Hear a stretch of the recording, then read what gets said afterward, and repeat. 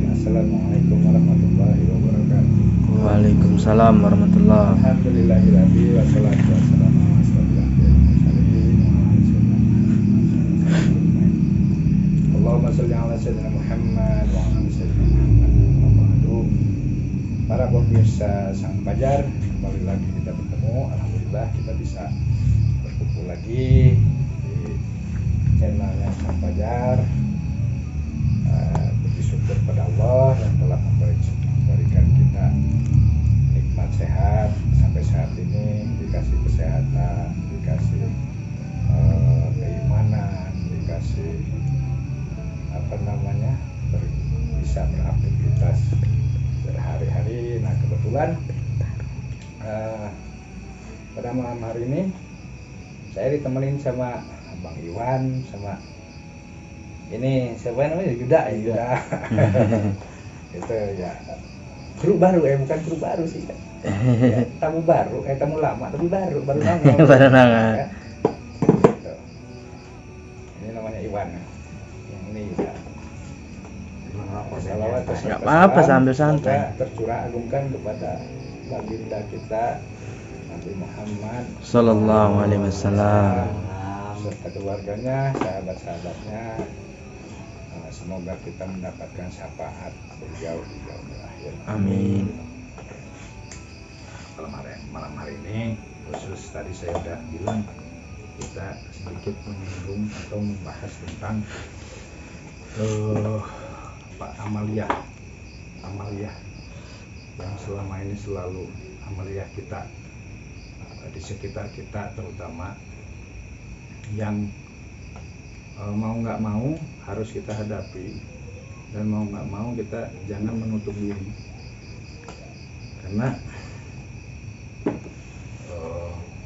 pemahaman yang satu ini memang sudah semakin berani, sudah semakin gencar di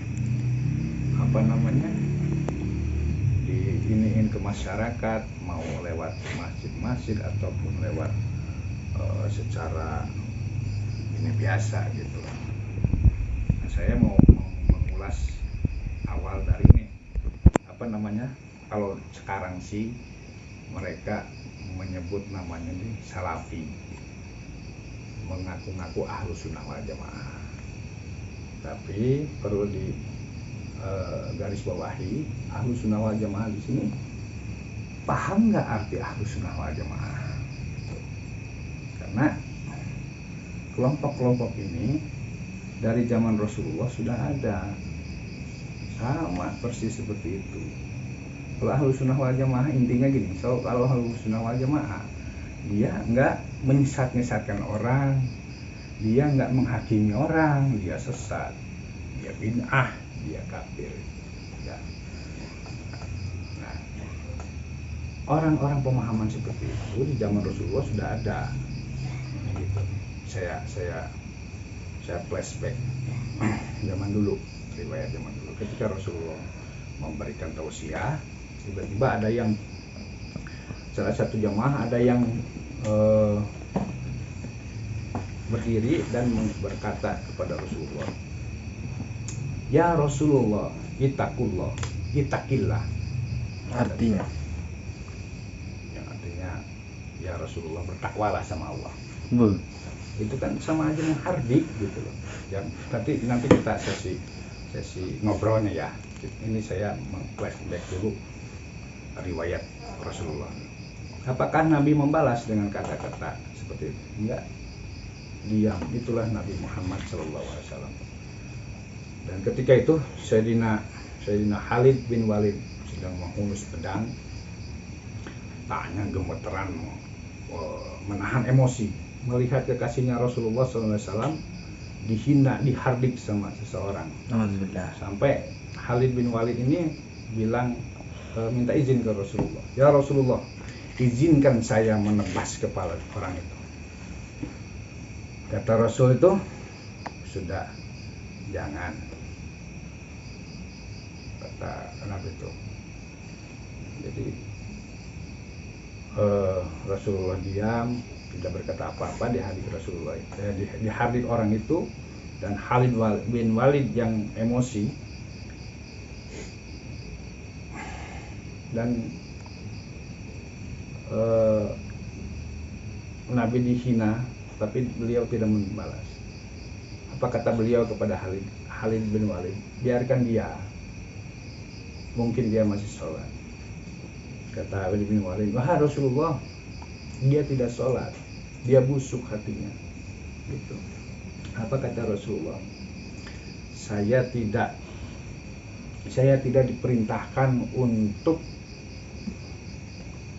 an unakiba mafis sudurin nas. Aku tidak diperintahkan sama sekali untuk mencari tahu isi manusia. Tidak jadi juri hati orang, niat orang. Gitu. Begitu kata Rasulullah kepada Khalid. Akhirnya Khalid bin Walid memasukkan lagi pedangnya ke dalam itunya. Enggak jadi dia karena diredam Rasulullah SAW. Nah, terus kemudian sewaktu beberapa lama kemudian dari itu turunlah turunlah wahyu kepada Rasulullah, gitu kan, yang mana wahyu itu menegaskan bahwa akan keluar dari generasi laki-laki tadi yang menghadiri baginda Nabi Sallallahu Alaihi Wasallam, qaumun yatluna ayatillah, sekelompok orang yang mereka fasih membaca ayat Allah. Yatluna ayatillah rotbah, baca ayat Allah yang sangat fasih, dan rotbah sangat banyak. Jadi orang-orang yang hafal Al-Quran, bacaannya banyak, itu justru, nah keterangan selanjutnya, tapi mereka ayatnya itu cuma sampai tenggorokan saja, kerongkongan saja, tidak sampai kolbu, gitu. Nah itu cikal bakal dari kaum Khawarij. Mereka itu, nah sehingga di situ ada kemudian Nabi bersabda, Nabi Sallallahu Alaihi Wasallam bersabda, perangilah. Nah inilah yang disimpan, sabda Nabi yang disimpan beliau. Kalau Anda semua bertemu dengan orang tersebut, maka perangilah. Nah kalau zaman dulu kan bahasa perangilah itu kan perang beneran. Cuman bedanya ulama sekarang bahasa perangilah itu dikiaskan, dimaknai bahwa perangi opini. Kalau mereka memerangi kita dengan opini, kita layani dengan perangi opini. Tapi kalau mereka sudah mengganggu jiwa, mengganggu ketenangan, terutama bangsa ini, terutama kiai-kiai kita, ulama-ulama kita, penerus-penerus ahlul bait dari Rasulullah SAW, sanadnya sampai Rasulullah SAW, nah kita wajib memeranginya. Kalau sampai kita diganggu, merasa terancam jiwa, nah, diancam atau ya diganggu lah, ya kita sesuai dengan mereka merangi ke kita. Kalau mereka perang opini, kita ya ini dengan orang opini, gitu. Seperti itu. Itu ulama sekarang memaknainya seperti itu. Makanya ibaratnya gini, lu jual gua beli, jangan beli duluan, pokoknya gitu aja. Lu jual gua beli gitu. Dan sekarang ini makin apa ya, menyusup kemana-mana, di semua instansi ada pemahaman seperti itu. Nah, di mana orang itu bisa belajar tahfidz Al-Quran, yaitu hafiz Al-Quran, bisa hafiz itu di rumah-rumah tahfidz Al-Quran, di mana sekarang sudah banyak rumah-rumah tahfidz. Apakah semua rumah tahfidz salah? Enggak juga. Apakah semua rumah tahfidz benar? Tidak juga. Ya, kita lihat apa yang diajarkan mereka itu, pemahamannya, apakah sepaham dengan orang yang menghadiri Rasulullah tadi atau enggak, kan gitu. Kalau misalkan sepaham dengan Rasul, berarti dia sudah disusupin kaum. Kalau rumah tahfidz sepaham dengan orang yang menghadiri Rasulullah tadi, berarti mereka itu sudah disusupin kaum Khawarij tadi. Itu makanya hati-hati dan memilih rumah-rumah cabin yang kalau seandainya kita punya anak mau dimasukin ke rumah tahfidz, saudara, kita harus lihat dulu apakah mereka punya guru dan gurunya bersanad ke Rasulullah, atau mereka pemahamannya seperti orang yang menghadap Rasulullah tadi. Karena jangankan kita, Rasulullah aja dihardik, apalagi kita. Ya wajar kalau mereka itu cikal bakal yang menghadap beliau itu sekarang ini selalu menginikan amaliyah ulama kita. Kadang banyak yang ekstrimnya itu sampai mencaci maki ulama kita, sampai menghina ulama kita. Makanya ulama-ulama sekarang mulai bangkit dan mulai, kalau misalkan ketemu orang itu, ketemu yang menyampaikan, ya kok kembali ke sunnah dan hadis, ditanya dulu siapa guru anda, gitu loh. Apakah guru anda sanadnya langsung ke Rasulullah apa tidak? Nah begitu. Jadi tugas kita sebagai generasi muda, kita wajib mengetahui sejarahnya seperti itu. Itu. Saya mau nanya, Wahabi itu apa? Wahabi itu ya paham yang dibawa oleh Muhammad Rustum bin Abdul Wahab. Itu cikal bakalnya, ya kesananya itu dari pemahaman dari Khawarij tadi, kaum Khawarij yang menghadik Rasulullah tadi. Nah kesininya abad-abad zaman kesini ya muncullah Wahabiyah. Wahabiyah itu yang dari itu tadi. Ya Wahabiyah itu yang dibawa Muhammad Rustum bin Abdul Wahab. Abdul Wahab sendiri nama bapaknya, tapi dia ajarannya Wahabiyah. Sebenarnya bapaknya sama kakaknya juga nggak setuju sama dia ini, gitu loh. Tapi dianya namanya Wahabi, kaum Khawarij merasa benar sendiri, merasa paling benar, merasa punya kapling di surga, merasa paling tak bertakwa di alam semesta ini. Makanya dari dulu sampai sekarang, dari zaman Rasul menghadir Rasul kan ittaqullah bahasanya. Sekarang juga sama mereka itu, ciri-cirinya, salah satu cirinya itu dengan mengatakan ittaqillah, bertakwalah kamu sama Allah. Seakan-akan seolah-olah dia paling bertakwa di alam semesta ini. Gitu. Kalau sejarahnya Wahabi. Nah sampai saat ini ada yang mereka mengaku mengatasnamakan diri Salafi. Padahal ajaran salaf yang asli, yang murni itu nggak begitu. Makanya disebut Salafi Wahabi. Gitu. Nah, gitu Wan. Gimana Wan? Iya. Kok mereka itu berani menghardik Rasulullah ya? Karena mereka ketidakpahaman. Gini, udah ditegaskan sama Rasul sama Allah dikasih tahu lewat wahyu itu bahwa orang-orang seperti itu bacaan Al-Qur'annya tidak cuma sampai kerongkongan, nggak sampai hati. Berarti dia tidak menemukan Nur Muhammadnya, gitu loh. Nur Muhammad itu orang paling mulia, orang paling sempurna. Ibaratnya kalau orang sempurna gitu, ya udah dipilih Allah itu untuk semua alam semesta itu tercipta dari nurnya Muhammad. Gitu. Makanya Allah tegaskan orang seperti itu yang menghardik Rasulullah itu ilmunya atau bacaan Al-Qur'annya cuma sampai tenggorokan, kerongkongan, nggak sampai hati. Kalau sampai hati pasti dia ketemu Nur Muhammadnya. Begitu Wan. Nah, jadi kembali lagi sejarahnya Wahabi ada sampai sekarang kan. Salafi, mereka mengatasnamakan diri Salafi.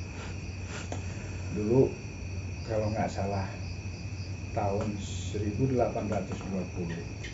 terjadi pemberontakan di Mekah oleh Wahabi, kaum Wahabi, yaitu dari kaum Muhammad Rustum bin Abdul Wahab, kan kaum Wahabi lah.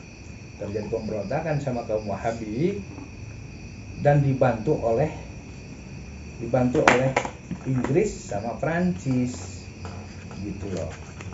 Nah sehingga dimenangkan sama Wahabi. Nah sewaktu ramai pemberontakan santri-santri Indonesia, santri-santri kita yang mondok di Mekah pada waktu itu, pada zaman itu ada kurang lebih 100 orang santri itu pulang ke Indonesia dengan membawa semua kitab-kitab asli seperti banyak lah 200 nasinya asli, versi lawasnya itu banyak kitab-kitab yang versi lawas ini. Karena begitu pemberontakan Wahabi terjadi, Wahabi menang di sana. Begitu Wahabi menang, semua kitab-kitab asli dibakarnya sama Wahabi, dirubah atas kesepakatan sama Inggris dan Prancis, gitu loh.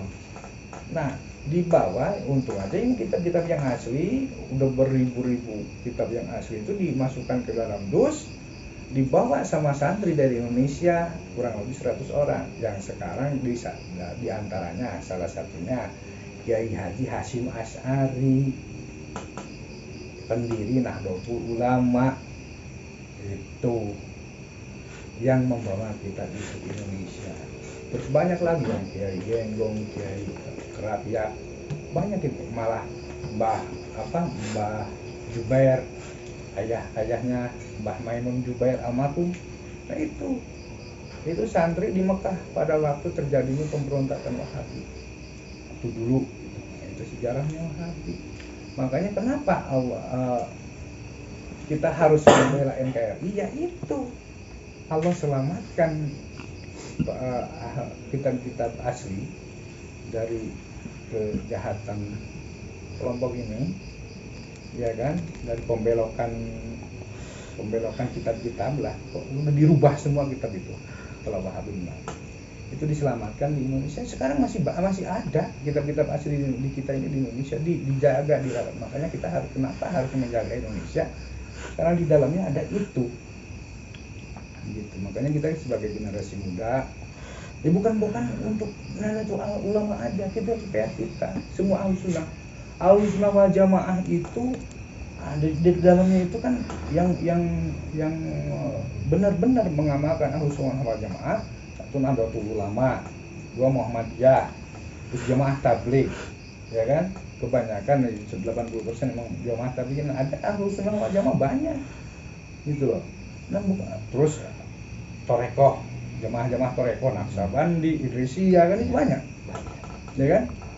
Jatman itu kan, jadi diibadahin sama Jatman kalau di Indonesia. Nah, itu tugas kita semua. Nah ini, kalau kita harus, nah ini gitu loh. Ini sejarahnya. Jangan sampai mereka masuk mengacak-acak kita seolah-olah kita ini sesat berpuluh-puluh tahun, berabad-abad tahun gitu, berabad-abad gitu loh. Dan padahal mereka yang ini, ya Rasulullah aja berani menghabis, apalagi kita dibikin sesatnya sama dia. Dan dari dulu sampai sekarang bahasanya sama, ittaqillah, bertakwalah sama Allah. Kayak seolah-olah dia yang paling bertakwa di alam semesta ini. Nah, kalau udah merasa diri lebih baik dari orang lain, apa bedanya sama Fir'aun? Ya. Bukan kita menuduh orang seperti Fir'aun, enggak. Ustadz, izin bertanya Ustadz. Nah, silakan Sang Fajar. Nah, ini Sang Fajar yang bertanya. Iya, jadi kenapa saya selalu di belakang layar ya Ustadz ya? Karena malu kali. Malu. Jadi begini Tat, mereka itu yang bertanya ittaqullah, katanya, bertakwalah kepada Allah. Secara logika apa mereka nggak berpikir Ustadz? Sebelum Nabi Adam diciptakan, nur Nabi Muhammad itu sudah ada bahkan sebelum dunia ini diciptakan. Bahkan Allah pernah berfirman, tidak aku ciptakan kecuali untuk engkau Muhammad, tidak aku ciptakan kecuali karena engkau. Jadi apakah mereka nggak berpikir nama Nabi Muhammad aja berdampingan dengan Allah gitu? Kok berani mereka itu menghardik dengan mengatakan ittaqullah, bertakwalah kepada Allah? Gimana Ustaz? Nah, ya, baik. Oke, bagus itu Sang Fajar. Jadi pertama, mereka tidak memahami inti dari Nur Muhammad itu apa, sejarahnya dari Nabi Adam sampai Rasulullah SAW itu seperti apa. Pertamanya itu, yang keduanya yang tadi seperti ke Iwan bilang, yang Iwan tanyakan, ilmu mereka, bacaan Al-Quran mereka tidak sampai ke hati, cuma sampai ke kerongkongan saja. Itu sudah ditegaskan dalam ayat Allah. Ilmu mereka akan muncul orang-orang seperti itu yang bacaannya fasih, hafal, hafiz gitu kan, tapi bacaan Al-Qur'annya cuma sampai tenggorokan, cuma sampai kerongkongan, nggak sampai kolbunya. Begitu sang pelajar, itu bahaya kalamnya. Bahaya kalamnya itu ya sabda Rasul tadi yang memerangi mereka. Tapi dalam arti zaman sekarang memerangi dalam yang mereka jual ikin. Kalau Yahudi salah, kenapa mereka menguasai Palestina? Dia juga ya. Iya nggak? Iya. Nah, balikin gitu. Kalau mereka bilang, lihat ulama-ulama Mekah katanya. Kamu dari mana? Dari ulama-ulama Mekah. Emang ada dalilnya harus ngikutin ulama-ulama Mekah? Nggak ada. Nggak ada dalilnya harus ngikutin ulama-ulama Mekah. Terus kenapa mereka pergi berhaji, berangkatnya ke Mekah? Emang Mekah membawa Baitullah. Terus kenapa kalau Wahabi salah? Kata dia orang dilanjutnya, mereka itu sering bertanya gitu Wahabi. Kenapa kalau Wahabi salah? Dibiarkan Wahabi menguasai Mekah, terus dibalikin sama kita. Terus kenapa dibiarkan sama Allah Wahabi menguasai Mekah gitu? Kenapa Wahabi nggak dimusnahkan aja sama Allah, malah membiarkan Wahabi menguasai Mekah gitu?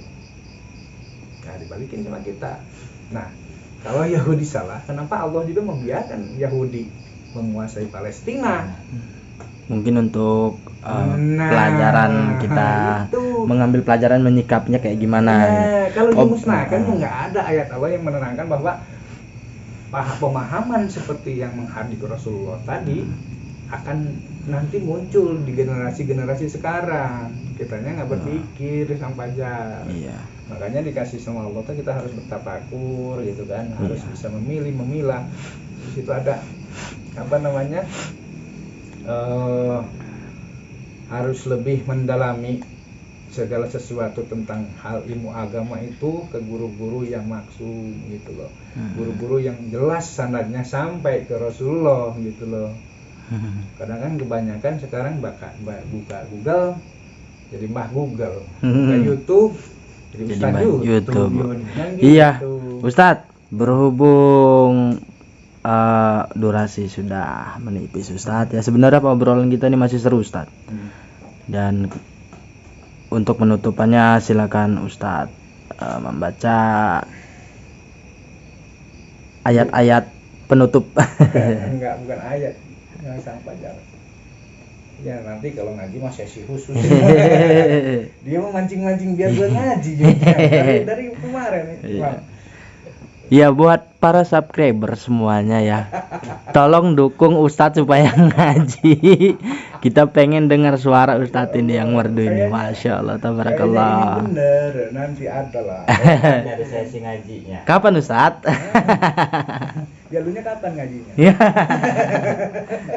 Kalau saya masih belajar Ustadz. Ajus 1 belum tamat-tamat. Jadi gini untuk penutup,